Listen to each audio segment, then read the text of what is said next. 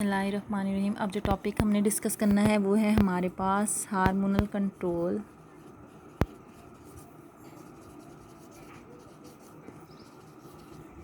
Mail reproductive system.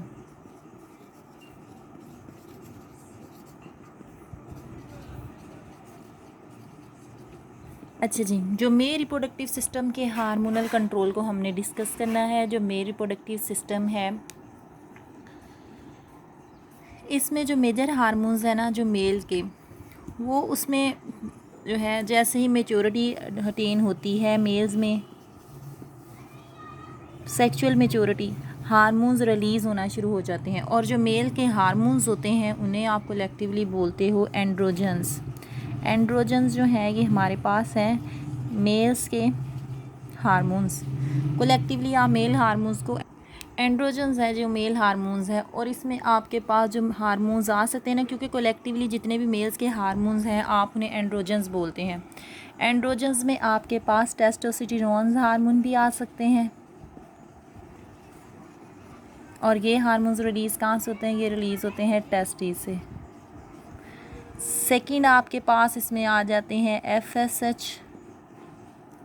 Third है इसमें luteinising hormones. ये दोनों हार्मोन्स आप कहाँ से लेते हो? ये हैं आपके पास एंटीरियर पिट्यूटरी के।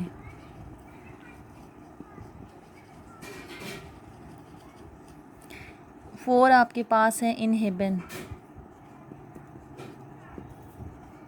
जो इनहिबिट करता है इनकी सिक्रीशंस को। अब आपके पास प्रोस्टाग्लैंडिन्स भी हैं, प्रोस्टेट ग्लैंड्स भी हैं, जो डिफरेंट हार्मोन रिलीज़ करते हैं। लेकिन ओवरऑल जो बेसिक हार्मोन जिनको हम यहाँ पे डिस्कस करेंगे वो है हमारे पास ये टेस्टोस्टेरोन जो टेस्ट्री रिलीज़ कर रहा है, FSH follicle stimulating hormones, luteinizing hormone, LH inhibin. अब इन सारे हार्मोन्स को कलेक्टिवली हम मेल सेक्स हार्मोन्स बोल देते हैं और इन्हें हम कहते हैं ये हमारे पास क्या है? ये हमारे पास है एंड्रोजन्स। अब ये जो FSH है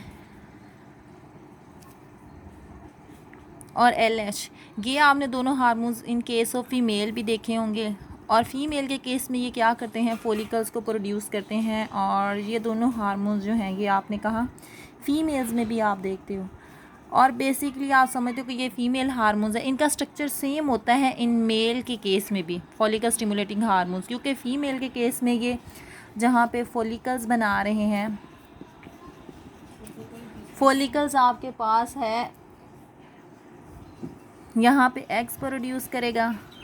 और इन केस ऑफ मेल जो फॉलिकल्स हैं आपके पास, वो यहाँ पे क्या रिलीज़ करेगा? वो यहाँ पे प्रोड्यूस करेगा स्पर्म प्रोड्यूस करेगा।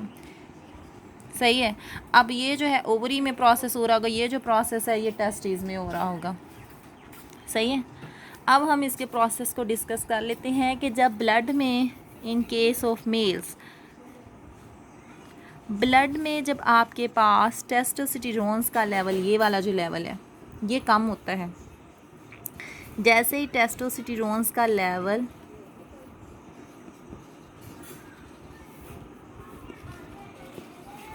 क्या होता है? डिक्रीज़ होता है। जैसे ही ब्लड में इसका लेवल डिक्रीज़ होगा तो हाइपोथैलेमस क्या करेगा? क्योंकि ये जो हमारे पास हार्मोन्स हैं एंटीरियर पिट्यूटरी रिलीज़ करती है, तो ये थ्रू हाइपोथैलेमस ये प्रोसेस हो रहा होता है। जब ब्लड में टेस्टोस्टेरोन्स का लेवल डिक्रीज़ होता है, साथ ही क्या होता है? जो आपका एंटीरियर पिट्यूटरी ग्लैंड्स है ये क्या रिलीज़ करवाता है? ये दो हार्मोन्स को रिलीज़ करवाता है। एक है आपके पास FSH और दूसरा है आपके पास ल्यूटिनाइजिंग हार्मोन। अब FSH ने जाके डायरेक्टली, इसका काम है फॉलिकल स्टिमुलेटिंग हार्मोन, इसने डायरेक्टली जाके इफ़ेक्ट करना होता है टेस्टिस के इंटरस्टेशियल सेल्स पे, ताकि वो वहाँ पे क्या स्टार्ट करवाए? स्पर्मेटोजेनेसिस स्टार्ट करवाए। अब स्पर्मेटोजेनेसिस आपके पास क्या है? स्पर्मेटोजेनेसिस आपके पास है the process in which sperms is forms, उसे आप स्पर्मेटोजेनेसिस कहते हैं। और ल्यूटिनाइजिंग हार्मोन्स का काम होता है कि जब आपके पास टेस्टोस्टेरोन, ज़ाहिर बात है जब ये टेस्टोस्टेरोन्स का लेवल ब्लड में डिक्रीज़ होगा तब ये दोनों हार्मोन्स का जो है वो प्रोड्यूस होंगे और ये इस प्रोसेस को कंपनसेट करने के लिए होंगे। जैसे ही टेस्टोस्टेरोन्स का लेवल कम हुआ, हाइपोथैलेमस ने पैगाम दिया जो है एंटीरियर पिट्यूटरी क्या करेगा? FSH रिलीज़ करेगा। ल्यूटिनाइजिंग हार्मोन रिलीज़ करेगा। और FSH आगे क्या प्रोड्यूस करेगा, ये स्पर्मेटोजेनेसिस करवाएगा। और स्पर्मेटोजेनेसिस में आपके पास क्या होंगे, स्पर्म्स प्रोड्यूस होंगे। और ल्यूटिनाइजिंग हार्मोन्स क्या करेगा, ये ब्लड में और टेस्टिस में टेस्टोस्टेरोन्स की कंसंट्रेशन को प्रोड्यूस करवाएगा।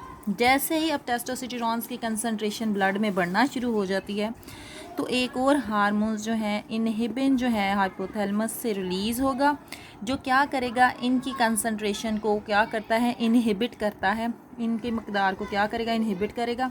क्योंकि ये स्पर्मेटोजेनेसिस स्पर्म्स भी प्रोड्यूस हो गए, टेस्टोस्टेरोन्स भी आ गया हमारे पास, तो अब इनकी मकदार को कंट्रोल करने के लिए हमारे पास क्या होगा, इनहिबिन हार्मोन्स आएगा। और ये क्या करेगा, इनहिबिट करेगा secretion of FSH and LH। सही है। और देन ये क्या होगा, ये प्रोसेस जो है वो अगेन स्टार्ट हो जाएगा। अब अगेन जब ब्लड में इसका लेवल हाई है तो इनहिबिन हार्मोन आ जाएगा, और जब इनका लेवल जो है वो टेस्टोस्टेरोन्स का कम होगा तो जो है एंटीरियर पिट्यूटरी FSH और LH रिलीज़ करवा देगा। ये थे आपके पास basic hormonal control of male reproductive system.